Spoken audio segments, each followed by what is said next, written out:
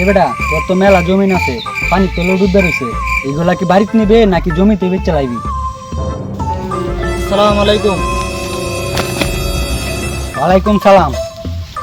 ভারত সরকারের পক্ষ থেকে পাঠানো হয়েছে আপনার গ্রামে দরিদ্র বা অসহায় তাইকে দেয় সহযোগিতা করার জন্য।